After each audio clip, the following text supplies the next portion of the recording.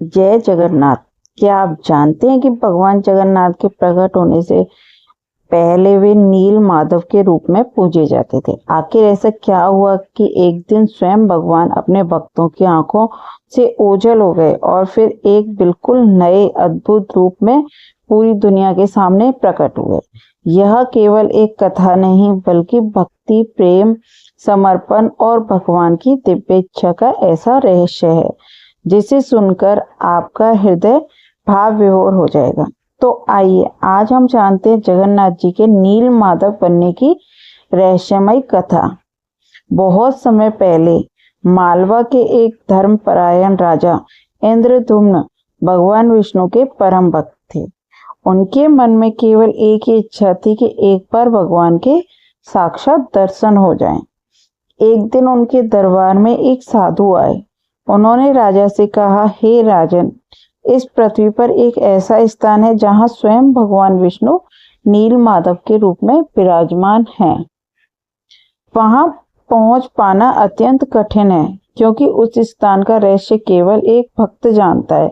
यह सुनते ही राजा का हृदय उत्साह से भर उठा। उन्होंने अपने अनेक दूतों को चारों दिशाओं में भेजा, लेकिन वर्षों तक कोई भी नील माधव का पता नहीं लगा सका। अंततः उन्होंने विद्वान ब्राह्मण विद्यापति को इस दिव्य खोज के लिए भेजा। कई दिनों तक जंगलों, पहाड़ों और नदियों को पार करने के बाद विद्यापति की भेंट सवर जनजाति के मुखिया विश्ववसु से हुई। विश्ववसु साधारण व्यक्ति नहीं थे। वे प्रतिदिन गुप्त रूप से भगवान नील माधव की पूजा करते थे, लेकिन वे किसी भी कीमत पर भगवान का स्थान किसी को नहीं बताते थे। समय बीतता गया। विद्यापति ने विश्ववसु की पुत्री ललिता से विवाह किया। एक दिन ललिता ने अपने पिता से विनती की कि वे अपने दामाद को भी भगवान के दर्शन करा दें। बहुत आग्रह के बाद विश्ववसु तैयार हुए, लेकिन एक शर्त रखी। विद्यापति की आंखों पर पट्टी बांधी जाएगी। विद्यापति ने बुद्धिमानी से अपने वस्त्र में सरसों के बीज छिपा लिए। यात्रा के दौरान वे चुपचाप रास्ते में बीज गिराते रहे। जब वे उस दिव्य स्थान पर पहुंचे तो विद्यापति ने ऐसी सुगंध, ऐसा प्रकाश और ऐसा दिव्य वातावरण अनुभव किया जैसे उन्होंने पहले कभी नहीं देखा।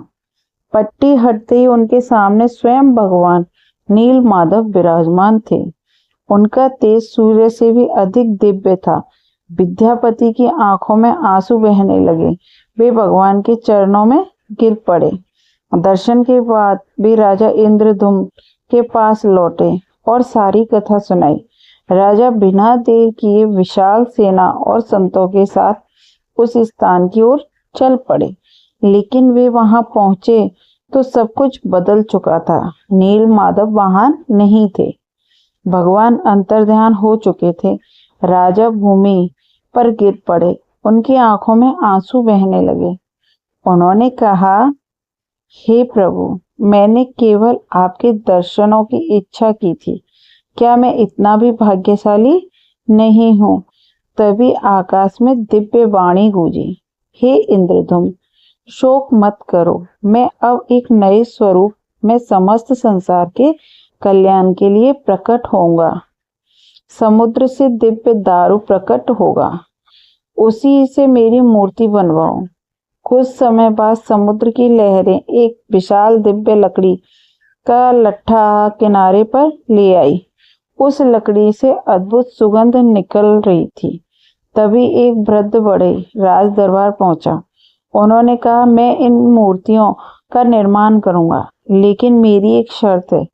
जब तक मेरा कार्य पूरा ना हो जाए कोई भी द्वार नहीं खोलेगा। राजा ने शर्त स्वीकार कर ली। दिन बीतने लगे।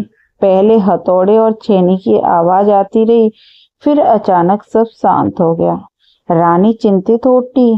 उन्होंने राजा से कहा, कहीं उस वृद्ध को कुछ हो तो नहीं गया? राजा का धैर्य टूट गया। उन्होंने द्वार खुलवा दिया, लेकिन जैसे ही द्वार खुला वह वृद्ध बड़े वहां नहीं था। वे स्वयं विश्वकर्मा थे जो अदृश्य हो चुके थे। सामने 3 दिव्य मूर्तियां थी, भगवान जगन्नाथ, बलभद्र और माता सुभद्रा। लेकिन उनके हाथ पैर पूर्ण नहीं थे।